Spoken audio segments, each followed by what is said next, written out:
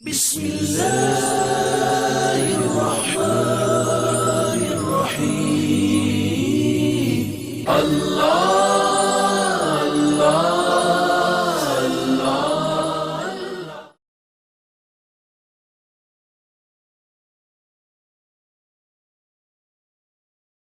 بسم اللہ الرحمن الرحیم۔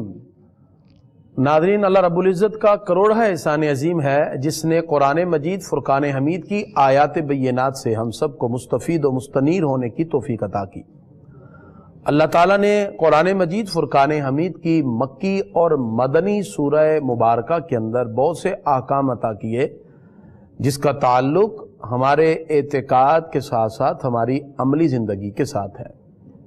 مکی زندگی میں آقا علیہ الصلوۃ والسلام کا واسطہ مشرکین سے پڑا تو مکی سورہ میں زیادہ تر اعتقادات پر گفتگو ہوئی، انسان کے کون سے اعتقادات ہیں، کون سے عقائد ہیں، کس پر چل کر وہ کامیاب ہو سکتا ہے، جبکہ مدنی سورہ کے اندر انسان کے لیے کون سی کامیابیاں ہیں ایک معاشرے میں رہتے ہوئے، ایک پورا سوشل سسٹم، انسان کی کمپلیٹ کوڈ آف لائف جو ہے وہ مدنی سورہ کے اندر پھر ذکر کی جاتی ہے۔ اس طرح مکی اور مدنی سورہ کے اندر ہمیں دو طرح سے احکام ملتے ہیں۔ آج ہم 26واں پارہ سورہ قاف اور رکوع نمبر 15 سے ہم آگے چلیں گے، اور یہ سورہ قاف مکی ہے اور یہ حروف مقطعات سے اس کا آغاز ہوا۔ اللہ رب العزت نے اس سورہ کا آغاز ہی قرآن کی عظمت سے کیا۔ بسم اللہ الرحمن الرحیم۔ قاف والقرآن المجید، اللہ فرماتا ہے عزت والے قرآن کی قسم، بل عجبوا ان جاءہم منذر منہم، کیا ان کو تعجب ہوا ہے کہ ان کے پاس ایک ڈر سنانے والا آیا۔ فقال الکافرون ھذا شیء عجیب، کافر بولے یہ تو عجیب بات ہے۔ اور آقا علیہ الصلوۃ والسلام نے ان کے سامنے موت کا فلسفہ ذکر کیا اور بتایا کہ مرنے کے بعد کس طرح وہ برزخ میں قبر میں رہیں گے اور پھر کس طرح اللہ تعالیٰ ان کو زندہ فرمائے گا۔ ان لوگوں کے لیے بڑی عجیب بات تھی، تو انہوں نے کہا اذا متنا وکنا ترابا، جب ہم مر جائیں گے اور مٹی ہو جائیں گے، ذالک رجم بعید، تو یہ پلٹنا بڑی دور کی بات ہے، یعنی یہ کیسے ہو سکتا ہے کہ پھر ہم زندہ ہو جائیں۔ منکرین آخرت نے طرح طرح کے سوالات اٹھائے اور ان کے جتنے ڈاؤٹس تھے، جتنے شبہات تھے، اللہ تعالیٰ نے قرآن میں بالترتیب ان کے جواب دیے۔ کبھی وہ کہتے ہیں ہمارا نیا جنم ہوگا، کبھی کہتے ہیں یہ زندہ ہونا کیسا ہے، اور کبھی کہتے ہیں یہ دنیا کی زندگی ہے، آخرت کچھ نہیں۔ اس طرح کے طرح کے سوالات جتنے بھی منکرین تھے، انکار کرنے والے تھے، انہوں نے ورلڈ ہیئر آفٹر کے بارے میں، آفٹر ڈیتھ انسان کے ساتھ جو معاملات ہوتے ہیں، اور آخرت کے بارے میں، یوم الدین کے بارے میں، ڈے آف ججمنٹ کے بارے میں انکار کرنا شروع کر دیا۔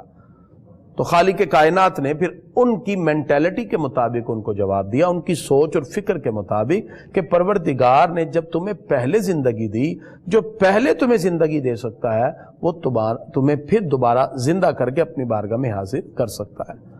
خالق کائنات نے فرمایا اللہ رب العزت کی ذات کی عظمت کا اندازہ کائنات کی بنی ہوئی چیزوں سے لگاؤ۔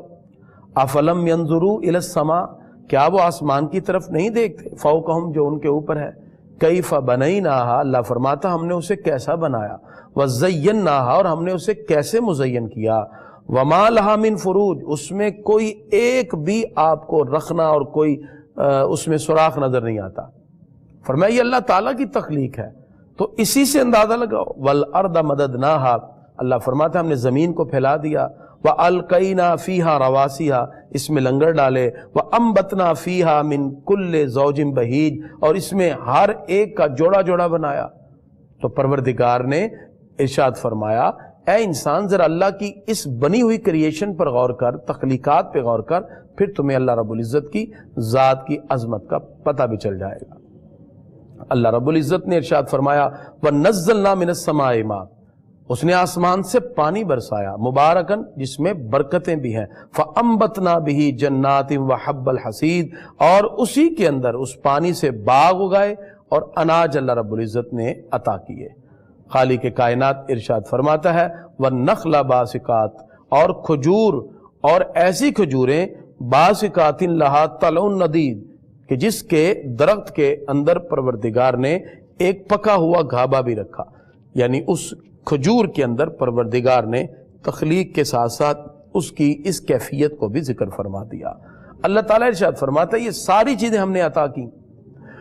رب قدوس نے پہلی قوموں نے جو انکار کیا اس کا ذکر کرتے ہوئے آیت نمبر 13 میں ارشاد فرمایا کہ جنہوں نے حضرت نوح علیہ السلام کو جھٹلایا، قوم سمود کا ذکر کیا، جناب حضرت شعیب علیہ السلام کی قوم کا ذکر کیا کہ جو جھٹلانے والے تھے، اللہ فرماتا ہے پھر ہم نے کس طرح ان کو صفحہ ہستی سے مٹا دیا۔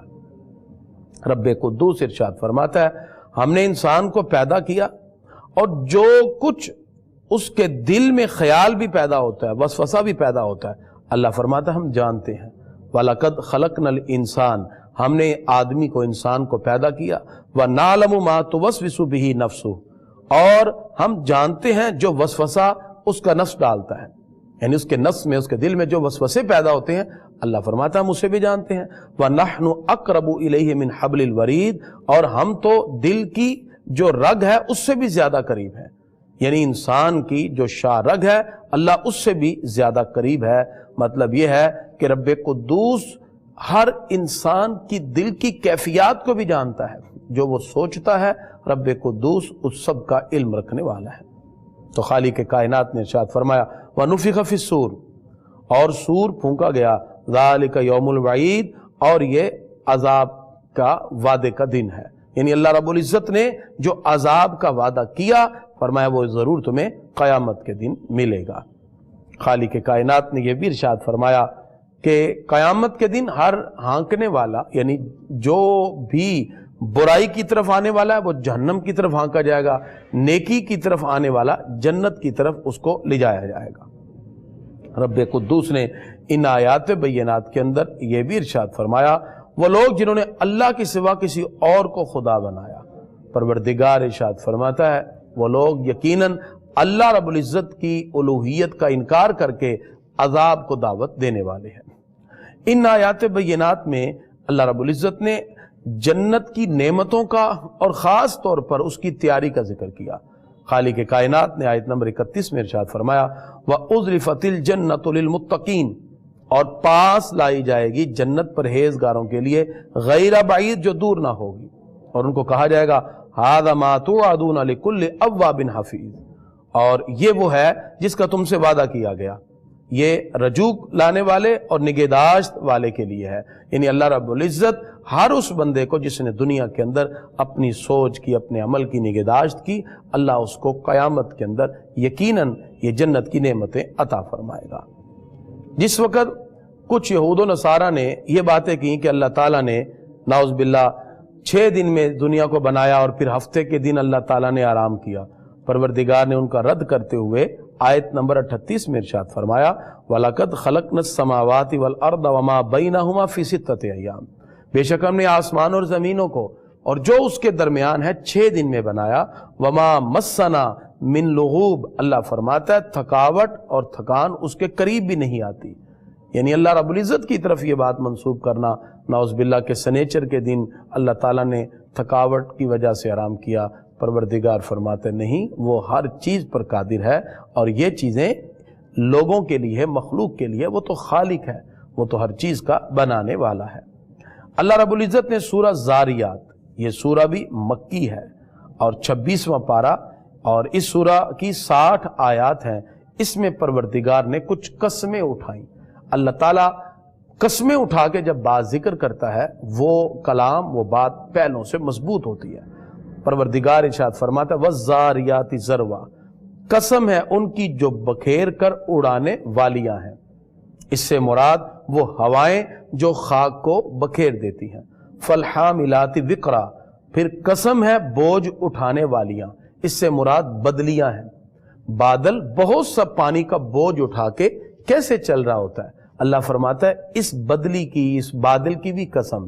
فَالْجَارِيَاتِ يُسْرًا، پھر نرم چلنے والیاں، اس سے مراد وہ کشتیاں جو پانی پہ آرام سے چل رہی ہوتی ہیں، اللہ نے ان کی بھی قسم اٹھائی۔ فرمایا فَالْمُقَسِّمَاتِ أَمْرًا، پھر حکم سے بانٹنے والی، یعنی اللہ رب العزت نے فرشتوں کی مختلف ڈیوٹیاں مختلف جماعتوں کو لگائی ہیں، اور یہ جماعتیں فرشتوں کی جو ڈیوٹیاں ہیں اس کے مطابق کسی کو رزق بانٹ رہی ہیں، کسی کو اللہ کی نعمتیں عطا فرما رہی ہیں، کسی کی روح قبض کرنے میں، کسی کو دنیا میں لانے کے لیے، یہ ساری ٹولیاں جتنی بھی فرشتوں کی ہیں اللہ تعالیٰ نے ان کی قسم اٹھا کے کہا فالمقسمات امرا، حکم بانٹنے والیاں، انما توعدون لصادق، اللہ تعالیٰ ارشاد فرماتا ہے بے شک جس چیز کا تمہیں وعدہ دیا جاتا ہے وہ ضرور ہوگا۔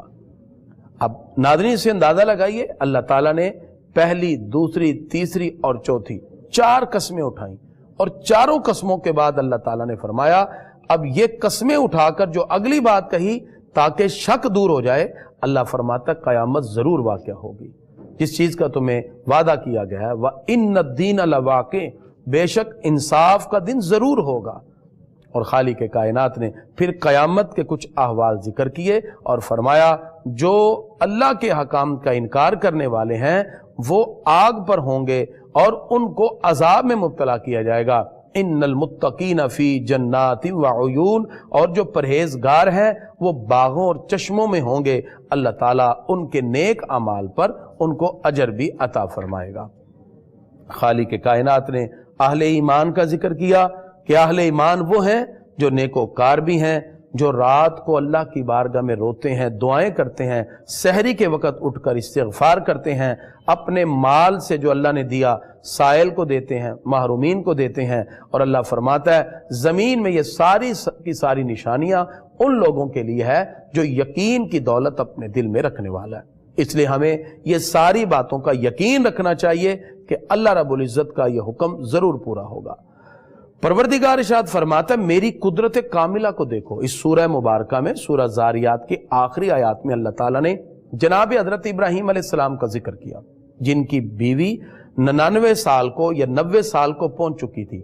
اللہ تعالیٰ ارشاد فرماتا ہے کچھ فرشتے انسانی لبادہ اوڑھ کر انسانی شکل میں ابراہیم علیہ السلام کے پاس آئے، انہوں نے بچڑا بھون کر آپ کے سامنے رکھا، فرشتوں نے وہ نہ کھایا، چونکہ فرشتے کھانے پینے سے محفوظ ہیں، تو وہ ڈرنے لگے۔ فَأَوْجَسَ مِنْهُمْ خِیفَةً، اپنے دل میں ڈر محسوس کیا۔ قَالُوا لَا تَخَفْ، فرشتے کہنے لگے آپ ڈرے نا۔ وَبَشَّرُوهُ بِغُلَامٍ عَلِيمٍ، اور انہوں نے ایک لڑکے کی بشارت دی۔ ان کے بیوی نے کہا کہ میں اس عمر میں بانجھ ہوں، میں کس طرح بچے کو جن سکتی ہوں؟ اللہ تعالیٰ فرماتا ہے کہ یہ ساری کی ساری اللہ کی قدرت ہے، وہ جسے چاہے اولاد کی نعمت عطا فرمائے۔ قَالَ فَمَا خَطْبُكُمْ أَيُّهَا الْمُرْسَلُونَ، ابراہیم علیہ السلام نے کہا اے فرشتوں تم کس کام سے آئے؟ اللہ رب العزت نے 27ویں پارے کے آغاز میں ارشاد فرمایا، قالوا، فرشتے بولے انا ارسلنا الی قوم مجرمین، ہم بے شک مجرم قوم کی طرف بھیجے گئے۔ یہ قوم لوط تھی جو برائی میں اور بدکاری میں مبتلا تھی۔ اللہ تعالیٰ ارشاد فرماتا ہے کہ فرشتوں نے کہا لنرسل علیہم حجارۃ من طین، ہم پتھر اور گارے کے بنائے ہوئے جو ہیں وہ ان پر برسانے کے لیے آئے۔ اور پھر وہ ساری کی ساری بستی جو بدکاری میں مبتلا تھی، لوط علیہ السلام سمجھاتے رہے کہ جائز راستوں پر آؤ، ناجائز راستوں پر چلے، ان کو اٹھا کر زمین پر دے مارا اور پتھروں کے ساتھ بارش کرتے ہوئے ان کو زمین میں نیست و نابود کر دیا۔ اللہ رب العزت نے ان آیہ بینہ میں جناب حضرت موسیٰ علیہ السلام کا ذکر بھی کیا، اور فرعون کا بھی، کہ جو آپ کو جادوگر کہہ رہا تھا نعوذ باللہ، اور طرح طرح کے الفاظ آپ کی طرف منسوب کر رہا تھا۔ پروردگار ارشاد فرماتا ہے ہم نے اس کو بھی تباہ و برباد کیا، قوم سمود کو بھی، اور قوم نوح جنہوں نے حضرت نوح علیہ السلام نے 950 سال تبلیغ کی لیکن قوم نہ مانی، اللہ تعالیٰ نے ان کو بھی صفحہ ہستی سے مٹا دیا۔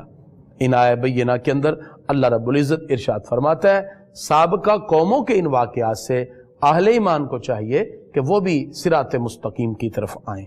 اللہ رب العزت ارشاد فرماتا ہے آیت نمبر 56 میں وَمَا خَلَقْتُ الْجِنَّ وَالْإِنسَ إِلَّا لِيَعْبُدُونَ، کہ میں نے جن و آدمی کو اس لیے بنایا تاکہ وہ میری بندگی کریں۔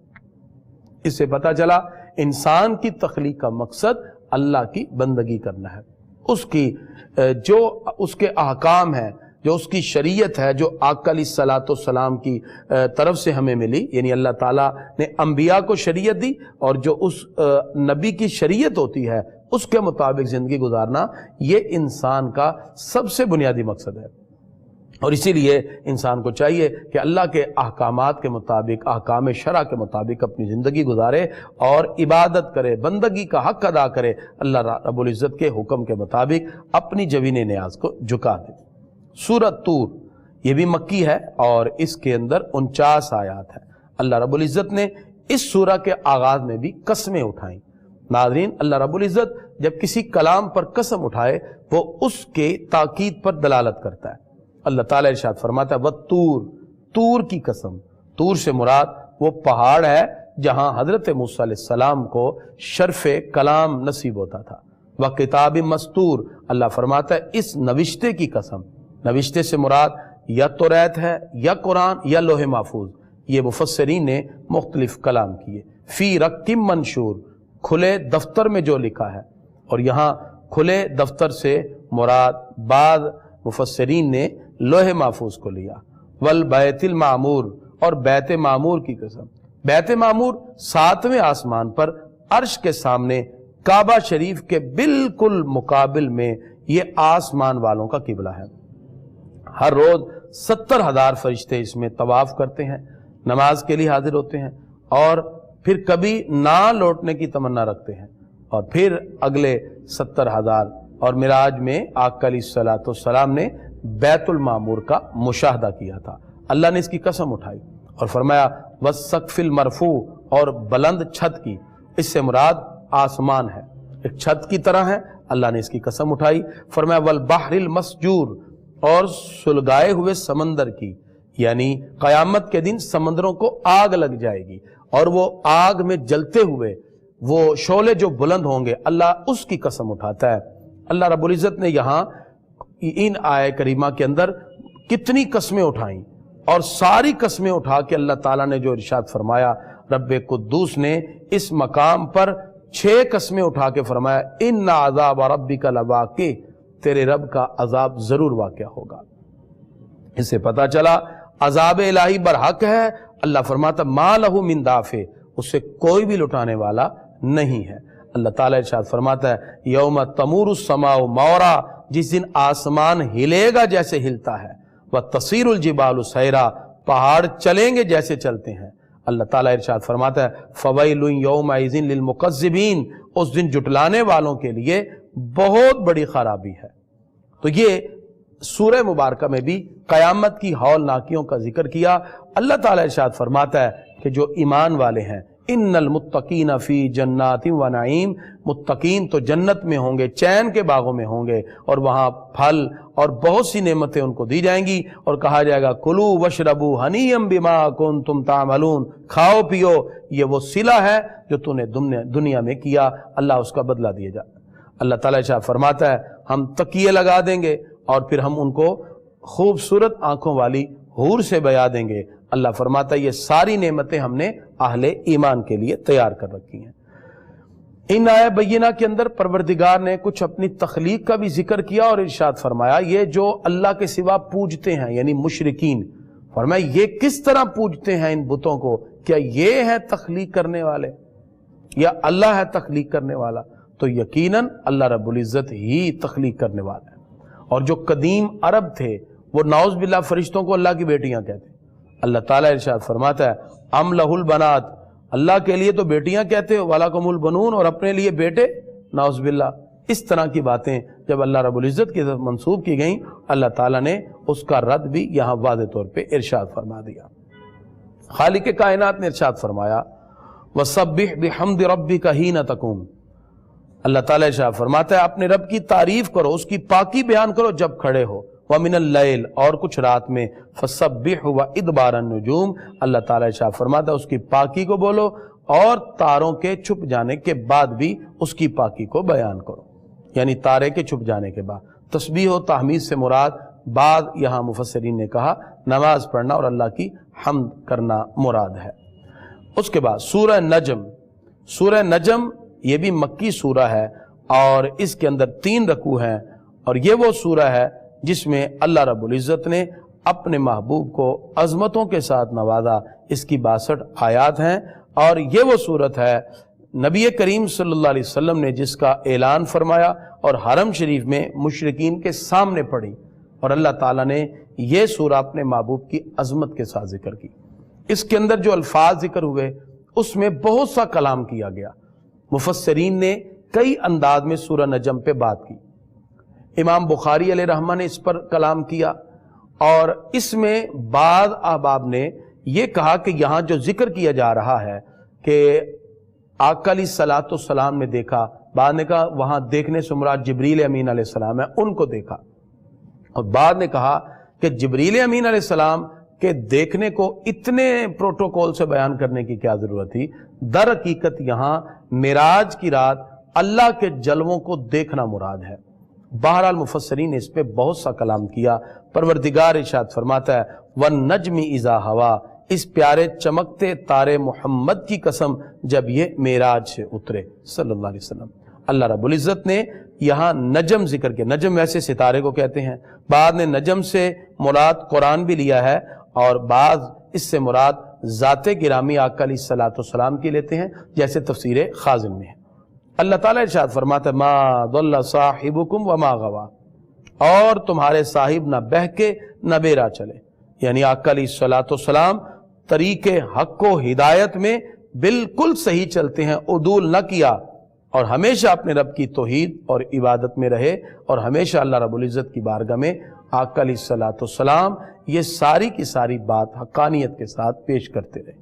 اللہ رب العزت نے اپنے محبوب کی عظمت کو ایک اور انداز میں ذکر کیا، اور اسے وحی غیر مطلوب کہتے ہیں، یعنی ایک تو قرآن ہے، یہ بھی وحی ہے، حدیث بھی وحی ہے۔ اللہ تعالیٰ ارشاد فرماتا ہے وما ینطق عن الہویٰ، یہ کوئی بات اپنی خواہش سے کہتے ہی نہیں، ان ہوا الا وحی یوحیٰ، مگر یہ تو وہی کلام کرتے ہیں جو اللہ وحی کی صورت میں انہیں عطا فرماتا ہے۔ اس سے پتہ چلا آقا علیہ الصلوۃ والسلام کا ایسی بات کہنا یا کرنا ممکن ہی نہیں، بلکہ نبی کریم صلی اللہ علیہ وسلم جو کہیں، جو بات بھی کرتے ہیں، وہ آقا علیہ الصلوۃ والسلام اللہ کی عطا سے کرتے ہیں۔ پروردگار ارشاد فرماتا ہے علمہ شدید القویٰ، انہیں سکھایا سخت قوت والے طاقتور نے۔ اب اس سے مراد جو آقا دو جہاں صلی اللہ تعالی علیہ وسلم کی طرف وحی ہے، اور یہ وہ وحی ہے جو قلب اقدس پہ نازل ہوئی۔ آقا علیہ الصلوۃ والسلام کے بارے میں یہاں جو یہ کہا گیا کہ ان کو سکھایا سخت قوت والے نے، اس سے مراد امام حسن بصری علیہ رحمہ فرماتے ہیں کہ اللہ تعالیٰ نے بغیر واسطے کے بھی بہت سی تعلیمات رسول اللہ صلی اللہ علیہ وسلم کو عطا کی۔ تفسیر روح البیان میں اس کا ذکر موجود ہے۔ پتہ چلا یہ وہ خاص باتیں تھی جو اللہ نے اپنے محبوب کو براہ راست عطا کی۔ پروردگار ارشاد فرماتا ہے ثم دنا فتدلی، پھر وہ جلوہ قریب ہوا اور بہت قریب ہوا۔ اب اس کے بارے میں قریب ہونے کا کیا مطلب ہے، اس میں بہت سے کلام کیے گئے۔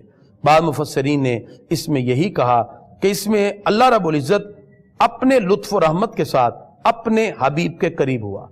جیسے ثم دنا، امام بخاری کہتے اے دن الجبار، یعنی ثم دنا پھر وہ قریب ہوا، فتدلی اور خوب قریب ہوا، اور اس قرب کا ذکر کیا گیا کہ اللہ رب العزت اپنے لطف و رحمت کے ساتھ اپنے حبیب کے قریب ہوا، پھر اور قریب ہوا۔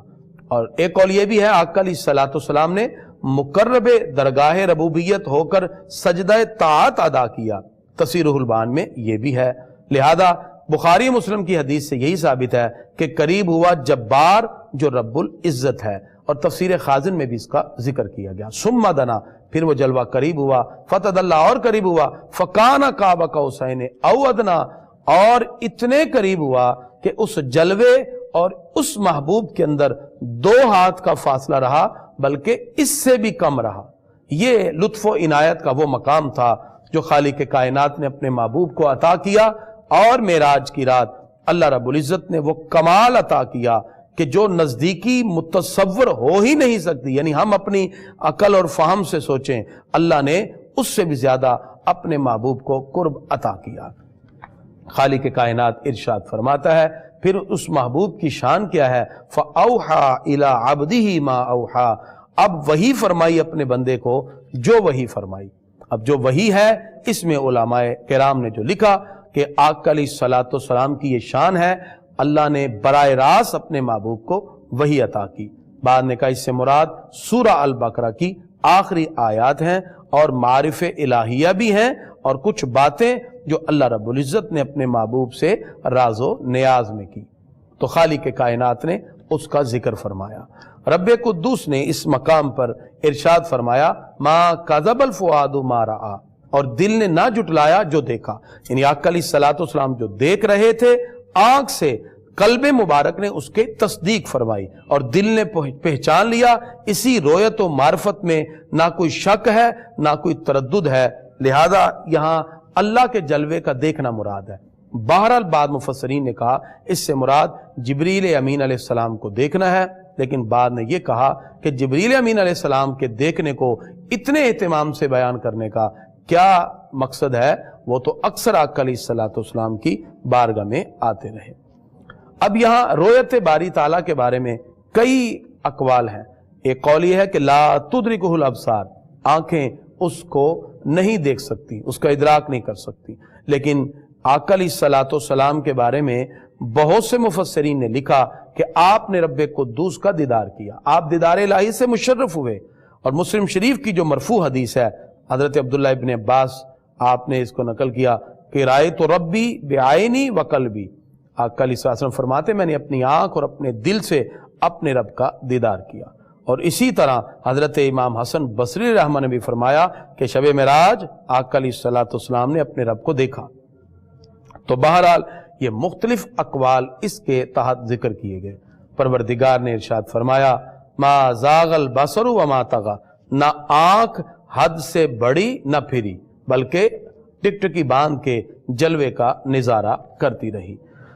اللہ رب العزت نے ان آیات بینات کے اندر اپنے محبوب کی شانوں کا ذکر کیا، اور اللہ رب العزت نے اس مقام پر کچھ اپنی قدرتوں کا ذکر کیا۔ اللہ تعالیٰ ارشاد فرماتا ہے وَلِلَّهِ مَا فِي السَّمَاوَاتِ وَمَا فِي الْأَرْضِ، اللہ ہی کا ہے جو کچھ آسمان اور زمینوں میں ہے، اور پروردگار ہی یقیناً جزا عطا فرماتا ہے جو نیکی کی طرف بڑھنے والے ہیں۔ پروردگار نے ارشاد فرمایا اللہ تَزِرُ وَازِرَةٌ وِزْرَ أُخْرَى، کوئی جان دوسرے کا بوجھ نہیں اٹھائے گی۔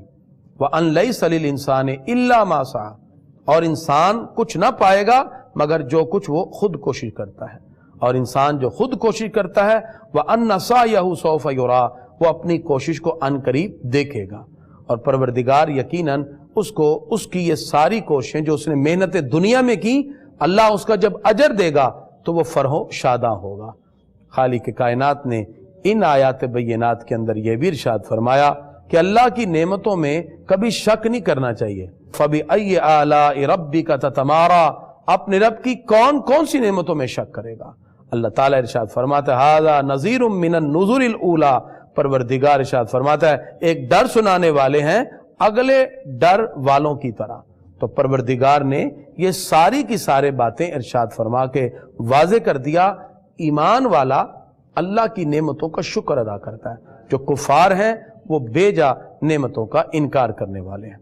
اس کے بعد سورہ قمر 27واں پارہ ہے، سورت کا نمبر 54 ہے۔ اس سورہ کی 55 آیات ہیں۔ اللہ تعالیٰ نے اس کا آغاز ہی قیامت کی ہولناکیوں سے کیا۔ ناظرین، قیامت کا آنا یہ ایک ایسا امر تھا جو کفار کے لیے بڑا عجیب سا تھا، اور وہ عجیب سوال کرتے کہ یہ کیسے۔ اللہ تعالیٰ ارشاد فرماتا ہے اقتربت الساعہ، قیامت قریب آ گئی، وانشق القمر، چاند شک ہو گیا۔ تو جس چیز کا تحقق یقینی ہوتا ہے اس کو ماضی کے صیغہ سے تعبیر کیا جاتا ہے، اس لیے ہم ماضی سے تعبیر کیا۔ یہ نہیں کہا کہ قیامت آئے گی، یقترب الساعۃ، قیامت آئے گی، بلکہ وہ اقتربت الساعہ، قیامت آئے گی۔ تو اس سے پتہ چلا کہ قیامت کے آنے کا یقینی طور پر ذکر تھا تو ماضی سے تعبیر کیا، وگرنہ اس کو تقترب الساعۃ بھی کہا جا سکتا تھا، لیکن اللہ نے تحقق کے یقین ہونے کی وجہ سے ماضی سے تعبیر کیا۔ اور آقا علیہ الصلوۃ والسلام نے چاند کے 2 ٹکڑے کیے جب کفار نے کہا تھا، فرمایا یہ اللہ رب العزت نے اپنے محبوب کو معجزہ دیا، ایسی اللہ قیامت میں بھی چاند کے ٹکڑے فرما دے گا۔ خالق کائنات نے کچھ آیات بینات میں مرنے کے بعد کے احکام اور قبر سے نکلنے کے بھی ذکر کیے۔ فرمایا جس وقت تم قبروں سے نکلو گے تمہاری آنکھیں نیچی ہوں گی، خشعن ابصارہم، آنکھیں جھکی ہوں گی، یخرجون من الاجداث، اور قبروں سے نکلیں گے کأنہم جراد، جیسے کہ ٹڈیاں ہوتی ہیں، منتشر، پھیلی ہوئی۔ جیسے کہ کچھ ٹڈیاں اپنے بلوں سے نکل کے پھیل جاتی ہیں، اللہ تعالیٰ فرماتا ہے یخرجون من الاجداث کانہم جراد منتشر، جیسے کہ بکھری ہوئی ٹڈیاں ہیں ایسے تم اپنے قبروں سے نکلو گے۔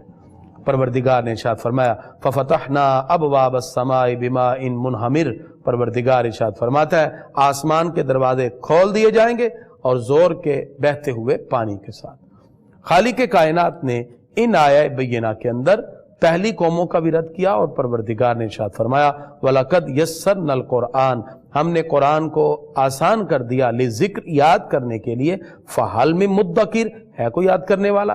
چیزوں کو میمورائز کیا جاتا ہے لیکن کما حقہ وہ یاد نہیں ہوتی۔ اللہ فرماتا ہم نے قرآن کو کما حقہ یاد کرنے کے لیے یہ ساری آسانیاں بھی تمہیں عطا فرما دی۔ اللہ رب العزت نے ان آیات بینات میں یہ بھی ارشاد فرمایا وَلَقَدْ يَسَّرْنَا الْقُرْآنَ لِلذِّکْرِ فَحَلْ مِن مُدَّکِرٍ، ہم نے قرآن کو یاد کرنے کے لیے آسان کیا، ہے کوئی یاد کرنے والا؟ تو یہ بار بار ذکر کرنا اس بات کی دلیل ہے کہ قرآن مجید ہی وہ واحد کلام ہے جو یاد کرنے کے لیے آسان بھی ہے۔ اللہ رب العزت نے انہی آیات بینات کے اندر کچھ مجرمین کا ذکر کیا جو گمراہی میں مبتلا تھے۔ اللہ رب العزت ارشاد فرماتا ہے پلک جھپکنے میں ہمارے حکم آئے گا، قیامت برپا ہوگی اور ہر چیز کو کھول دیا جائے گا۔ ان المتقین فی جنات و نہر، اور جو پرہیزگار ہیں وہ باغوں نہر میں ہوں گے۔ اللہ رب العزت ان کو عظیم برکتوں کے ساتھ عظیم جگہ پہ رکھے گا اور وہ اللہ کی رحمتوں سے مستفید ہوتے ہوں گے۔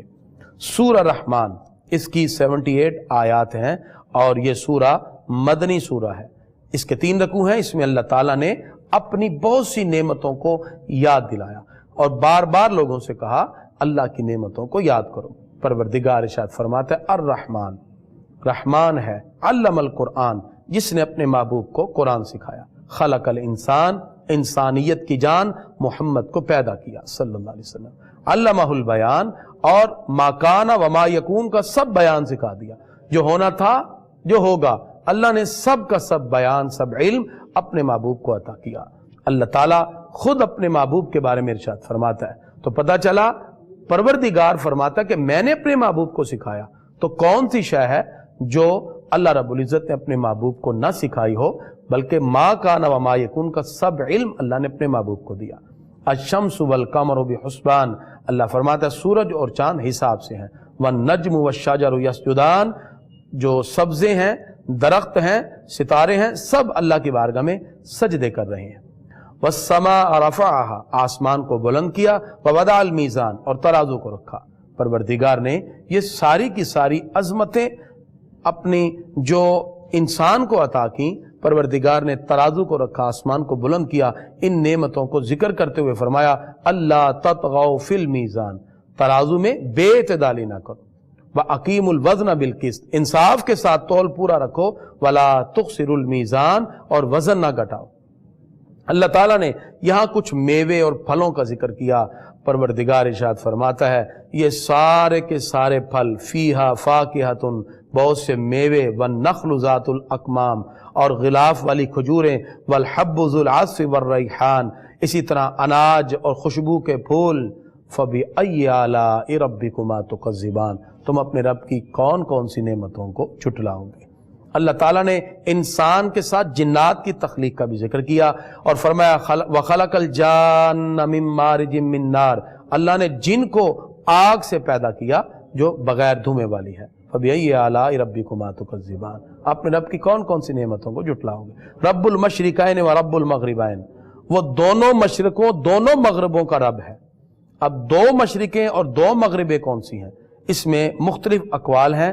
مراد کیا ہے، سردی اور گرمی کے الگ الگ، جیسے سردی میں دن چھوٹا ہو جاتا ہے، رات لمبی، تو لہذا اس وقت سورج کے طلوع کا اور مقام ہوتا ہے، اور گرمیوں میں دن لمبا ہو جاتا ہے، رات چھوٹی، اب سورج کے طلوع کا مقام کچھ اور ہوتا ہے۔ تو فرمایا 2 مشرقیں اور 2 مغربیں، فَبِأَيِّ آلَاءِ رَبِّكُمَا تُكَذِّبَانِ، تم اپنے رب کی کون کون سی نعمتوں کو جھٹلاؤ گے۔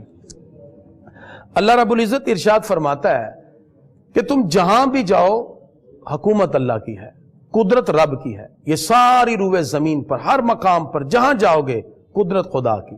اللہ تعالیٰ ارشاد فرماتا ہے یا معاشر الجن والانس، اے جن و انس کے گروہ، ان استطاعتم ان تنفذوا من اقطار السماوات والارض، اگر تمہارے پاس طاقت ہے، ممکن ہے کہ تم زمین و آسمان کے کناروں سے نکل سکتے ہو، تو فنفذوا، تو نکل جاؤ، لا تنفذون الا بسلطان، ہر جگہ اسی کی بادشاہت ہے اور اس کی سلطنت سے تم نہیں نکل سکتے، فبأي آلاء ربكما تكذبان، تم اپنے رب کی کون کون سی نعمتوں کو جھٹلاؤ گے۔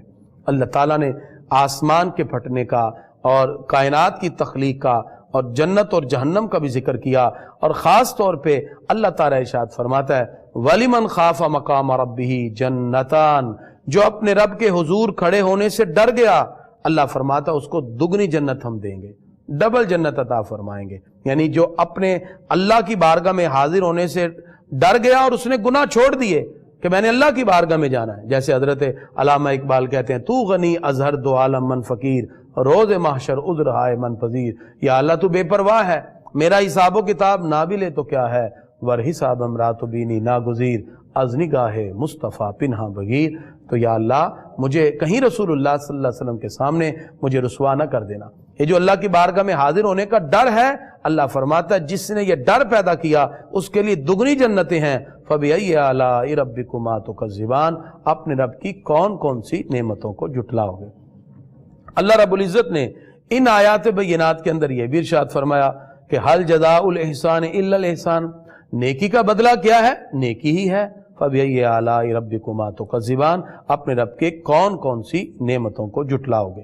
پروردگار نے کچھ جنت کی نعمتوں کو بھی ذکر کیا، فرمایا جنت کے اندر بہت سی حوریں ہوں گی، پردہ نشین ہوں گی، اور اللہ رب العزت تمہیں یہ ساری نعمتیں عطا فرمائے گا۔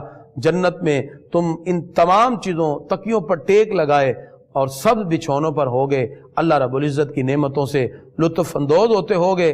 فَبِأَيِّ آلَاءِ رَبِّكُمَا تُكَذِّبَانِ، تو اپنے رب کی کون سی نعمت کو جھٹلاؤ گے؟ تبارک اسم ربک ذی الجلال والاکرام، بڑی برکت والا ہے تمہارا رب جس کا نام بھی عزت والا ہے، ذی الجلال والاکرام، جو ذی الجلال یعنی عزت والا اور بزرگی والا۔ اس سے پتہ چلا ہمیں اللہ رب العزت کا نام نامی اسم گرامی کثرت کے ساتھ لینا چاہیے۔ سورہ واقعہ مکی سورہ ہے، اس کی 96 آیات ہیں۔ اللہ رب العزت نے اس میں قیامت کا ذکر کرتے ہوئے فرمایا اذا وقعت الواقعہ، جب ہو لے گی وہ ہونے والی، لیس لوقعتها کاذبہ، اور اس کے ہونے میں کسی کے انکار کی گنجائش ہی نہیں، یعنی قیامت یقیناً ہوگی اور اس کے قائم ہونے میں کسی کو کسی طرح بھی ڈاؤٹ ہونا ہی نہیں چاہیے، کیونکہ ہر عمل کا کوئی آخر کا رزلٹ تو آتا ہے۔ تو یہ دنیا میں جو بندہ عمل کرتا ہے، جو برائی سے بچ رہا ہے، اور یہ اگر انسان دیکھے تو لاجیکل بھی اس کو یہ بات سمجھ آتی ہے کہ دنیا میں تو بہت سے لوگ ہیں جو اپنے طاقت، پیسہ اور اپنے کر و فر کی وجہ سے ظالم ہو جاتے ہیں، اور بڑے بڑے لوگوں کو جو غریب ہیں، عوام ہیں، ان کو دبا لیتے ہیں اور ان کا حق بھی انہیں نہیں دیتے۔ آخر کوئی تو ایسا مقام ہو جہاں ان کو حق ملے، تو اللہ تعالیٰ فرماتا ہے وہ ہم حق دیں گے، اور وہ قیامت ضرور ہوگی جس دن ہر ایک کو اس کا پورا پورا بدلہ ملے گا۔ اس لیے اللہ تعالیٰ فرماتا ہے اذا وقعت الواقعہ، جب ہوگی وہ ہونے والی، لیس لوقعتها کاذبہ، اور اس کے ہونے میں کسی کو انکار کی گنجائش نہیں۔ وہ قیامت کیا ہوگی؟ اللہ تعالیٰ نے اس کی ہولناک کا ذکر کرتے ہوئے فرمایا خافضۃ رافعہ، وہ کسی کو پست کرنے والی ہوگی اور کسی کو بلند کرنے والی ہوگی۔ یعنی جو جہنم میں گرا وہ پست ہو گیا، اور جو نیکیوں کی وجہ سے جنت میں پہنچا وہ بلند ہو گیا۔ اللہ فرماتا ہے اذا رجت الارض رجا، جب زمین کانپے گی تھر تھر آ کر، وبست الجبال بسا، جب پہاڑ ریزہ ریزہ ہو کر چور چور ہو جائیں گے، فکانت ہباء منبثا، جس دن جیسے دھوپ سے چھوٹے چھوٹے ذرات مٹی کے نظر آتے ہیں، اللہ فرماتا ہے ایسے ہی چھوٹے چھوٹے ذرات ہر طرف پھیلے ہوئے ہوں گے۔ وَكُنْتُمْ أَزْوَاجًا ثَلَاثًا، اور تم 3 قسم کے لوگ ہو جاؤ گے۔ ایک تو وہ ہیں فَأَصْحَابُ الْمَيْمَنَةِ، جن کے نامہ اعمال دائیں ہاتھ میں دیے جائیں گے۔ اللہ فرماتا ہے مَا أَصْحَابُ الْمَيْمَنَةِ، کیا ہی اچھی بات ہے جن کے دائیں ہاتھوں میں اعمال دیے جائیں گے۔ وَأَصْحَابُ الْمَشْأَمَةِ، اور کچھ بائیں ہاتھ والے، مَا أَصْحَابُ الْمَشْأَمَةِ، اور کیسے ہوں گے بائیں طرف والے؟ اور فرمایا یہ تو وہ ہیں جن کو دائیں اور بائیں اعمال دیے، والسابقون السابقون، اور جو سبقت لے گئے وہ تو سبقت ہی لے گئے، اولئک المقربون، اللہ فرماتا ہے وہ تو میری بارگاہ کا قرب پانے والے ہیں، وہ مقرب ہیں، فی جنات النعیم، اور وہ اللہ کی نعمتوں کو حاصل کرنے والے ہیں، وہ جنت الفردوس کی اعلیٰ سے اعلیٰ نعمتوں کو حاصل کرنے والے ہیں۔ اور سابقین کون ہیں؟ اس میں بہت سے اقوال مفسرین نے نقل کیے ہیں کہ خالق کائنات جو خاص طور پر اپنے پیارے اور محبوب لوگ ہیں، پروردگار ان کو پہلے ہی سبقت عطا فرما دے گا۔ اور رب قدوس نے ارشاد فرمایا کہ جنت میں پہنچنے کے بعد بہت سی نعمتیں ملیں گی، تکیے لگے ہوں گے، اور اللہ رب العزت تمہیں طرح طرح کی نعمتیں عطا فرمائے گا، اور ان کو سلامتی کے ساتھ بلایا جائے گا، اور جنت کی نعمتیں عطا کریں گے۔ جو دنیا کے اندر تکالیف کو برداشت کرتے رہے، اللہ آخرت میں ان کو نعمتیں بھی عطا فرمائے گا۔ اور فرمایا جو دنیا کے اندر میرا انکار کرتے رہے، اللہ تعالیٰ ارشاد فرماتا ہے یقیناً وہ برائی کی طرف جانے والے ہیں، اور ان لوگوں کو جہنم کی طرف دھکیل دیا جائے گا۔ اور بعض ایسے بھی لوگ ہوں گے، مفسرین نے لکھا، جن کے پشت پر ان کی پسلیاں چیر کر ان کے نامہ اعمال کو پشت پر اس طرح پکڑایا جائے گا۔ اب پھر وہ لوگ کیا کہیں گے؟ اب جو سوال کرتے تھے کہ ہم زندہ ہوں گے، اذا متنا وکنا ترابا، ہم مر جائیں گے، ہم مٹی ہو جائیں گے، واذاما، اور ہڈیاں بن جائیں گے، انا لمبعوثون، ہم کیسے اٹھائے جائیں گے؟ اللہ تعالیٰ ارشاد فرماتا ہے وہ وقت مقرر ہے، وہ جب آئے گا تم سارے کے سارے اسی طرح اٹھا کر اللہ کی بارگاہ میں پیش کر دیے جاؤ گے۔ خالق کائنات نے ان آیات بینات کے اندر یہ بھی ارشاد فرما دیا کہ اے انسان تمہیں چاہیے اللہ رب العزت کی تسبیح بیان کر اور اس کے نام کو لے، اور پروردگار یہ بھی ارشاد فرماتا ہے تمہارے ہر عمل کو ہم دیکھنے والے ہیں، اور وہ لوگ جن کو دائیں ہاتھ میں دیا جائے گا نامہ اعمال، وہ اللہ کی رحمتوں کی طرف بڑھنے والے ہیں۔ پروردگار نے سورہ حدید، اس کی 29 آیات ہیں، یہ سورہ مدنی ہے، اس میں اپنی عظمت کو ذکر کرتے ہوئے فرمایا سبح للہ ما فی السماوات والارض، اللہ کی پاکی بولتا ہے جو زمین و آسمان میں ہے، وہو العزیز الحکیم، وہی غالب حکمت والا ہے۔ اللہ تعالیٰ ارشاد فرماتا ہے لہو ملک السماوات والارض، آسمان و زمینوں کی بادشاہی اللہ کی ہے، یحیی و یمیت، وہ زندہ بھی کرتا ہے اور موت بھی دیتا ہے، وہو علی کل شیء قدیر، اور وہ سب کچھ کر سکتا ہے۔ اللہ رب العزت نے ان آیہ مبارکہ کے اندر کچھ چیزیں وہ ذکر کی ہیں جس کا تعلق اللہ رب العزت کی تخلیقات سے ہے، اور وہ اللہ کی ہونے کی اور اس کی قدرت کی بہت بڑی نشانی ہے۔ اللہ رب العزت نے اس کا بھی ذکر کیا، اور اس کے ساتھ ساتھ اللہ تعالیٰ نے ان چیزوں کا بھی ذکر کیا جو لوگ انکار کرنے والے تھے اور رب قدوس کے احکام کو چھوڑنے والے تھے۔ ان آیات بینات میں اللہ تعالیٰ ارشاد فرماتا ہے کچھ اللہ کی راہ میں بھی خرچ کیا کرو۔ آیت نمبر 11 سورہ حدید 27واں پارہ، فرمایا من ذا الذی یقرض اللہ قرضا حسنا، کون ہے جو اللہ کو قرض دے؟ اور یہ اس لیے کہا کہ جب بندہ کسی کو قرض دیتا ہے اس کو یقینا ملنا ہے۔ اللہ فرماتا ہے تم میری راہ میں دو گے سمجھو قرض دے رہے ہو، میں تمہیں ضرور بدلہ دوں گا۔ اللہ فرماتا فیضاعفہ لہ، میں اس کو دگنا کر دوں گا، وَلَهُ أَجْرٌ کریم، اور عزت کا ثواب بھی دوں گا۔ خالق کائنات نے اس مقام پر کچھ منافقین کا بھی ذکر کیا، وہ منافقین جو ظاہراً کچھ کہتے تھے، باطناً اسلام کے بارے میں کفر رکھنے والے تھے۔ اللہ رب العزت نے ان لوگوں کا ذکر کیا کہ جو صرف ظاہری بات کی طرف ہیں، بعد لاہو و لعب میں مبتلا ہیں۔ آقا علیہ السلام ایک مرتبہ باہر تشریف لائے دولت خانہ سے، لوگوں کو ہنستے ہوئے دیکھا، غفلت میں دیکھا، تو آقا علیہ السلام نے ارشاد فرمایا، یہ آیت کریمہ جو 16 نمبر آیت ہے، الم یأنی للذین آمنوا، کیا ایمان والوں کے لیے ابھی بھی وہ وقت نہیں آیا، ان تخشع قلوبہم، کہ ان کے دل جھک جائیں، لذکر اللہ، اللہ کے ذکر کے لیے، وما نازل من الحق، اور اس حق کے لیے جو اللہ کی طرف سے اترا۔ تو فرمایا کہ ابھی بھی وہ وقت نہیں آیا۔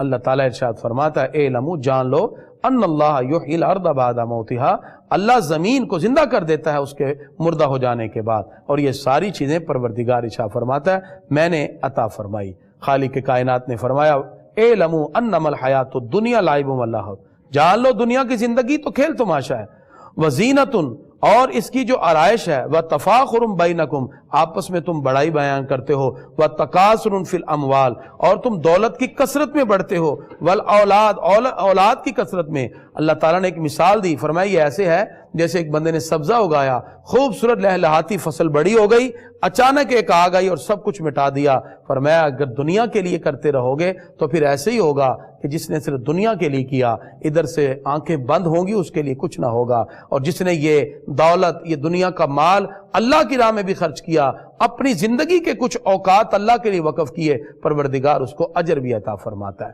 اس لیے اللہ تعالیٰ نے ارشاد فرمایا الذین یبخلون، وہ لوگ جو بخل کرتے ہیں، اللہ کی راہ میں خرچ نہیں کرتے، ویامرون الناس بالبخل، اور لوگوں کو بھی کہتے ہیں کیا دینا ہے، جوڑ جوڑ کے رکھو۔ پروردگار ارشاد فرماتا ہے ایسے لوگوں کے لیے کبھی بھی کامیابیاں نہیں۔ پھر پروردگار نے جناب حضرت نوح علیہ السلام کا اور دیگر انبیاء کرام کا بھی ذکر فرمایا۔ ان آیہ بینہ میں اللہ تعالیٰ نے حضرت عیسیٰ ابن مریم کا بھی ذکر کیا اور فرمایا وَآتَيْنَاهُ الْإِنْجِيلَ، ہم نے ان کو انجیل بھی عطا کی۔ رہبانیت میں کچھ لوگ مبتلا ہوتے رہے۔ رہبانیت کیا تھی؟ دنیا کو ترک کر کے ایک جگہ بیٹھ جانا۔ اسلام نے رہبانیت کو ترک کر کے کہا دنیا کے معاملات بھی اسی طرح کرنے ہیں اور اللہ کی طرف توجہ مبذول کرنی ہے۔ پروردگار ارشاد فرماتا ہے یا ایھا الذین آمنوا اتقوا اللہ، اے ایمان والو اللہ سے ڈرو، وآمنوا برسولہ، اور اس کے رسول پر ایمان لاؤ، یؤتکم کفلین من رحمتہ، اللہ رب العزت تمہیں دگنی اپنی رحمت عطا فرمائے گا۔ تو پتہ چلا جو بندہ اللہ کی طرف رجوع کرتا ہے اللہ دگنا اجر عطا فرماتا ہے۔ اور خالق کائنات نے سورہ حدید کی ان آخری آیات بینات کے اندر واضح طور پر ارشاد فرمایا کافر جان لیں کہ اللہ کا جو فضل ہے وہ رب قدوس کے پاس ہے، وَأَنَّ الْفَضْلَ بِيَدِ اللَّهِ، اللہ کا فضل رب قدوس کے پاس ہے، یؤتیہ من یشاء، وہ جسے چاہے عطا کرے، واللہ ذو الفضل العظیم، اللہ بڑے فضل والا ہے۔ اس لیے اللہ کی تقدیر پر بھی راضی رہنا اور اسی کی طرف رجوع کرنا مومن کا ترہ امتیاز ہے۔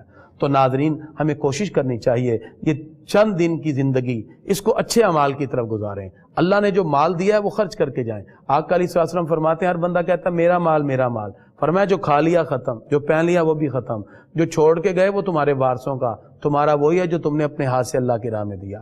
تو ہمیں اللہ کی راہ میں خرچ کرنا چاہیے۔ آقا علیہ الصلوۃ والسلام فرماتے ہیں 5 کویسچن کے جب تک کوئی جواب نہیں دے گا قیامت کے دن قدم نہیں اٹھا سکتا۔ پہلا جوانی کدھر گزاری، دوسرا مال کدھر سے کمایا، تیسرا خرچ کدھر کیا، چوتھا جو علم تھا اس پہ عمل کتنا کیا، اور جو زندگی تمہیں دی تھی کہاں تم نے گزاری۔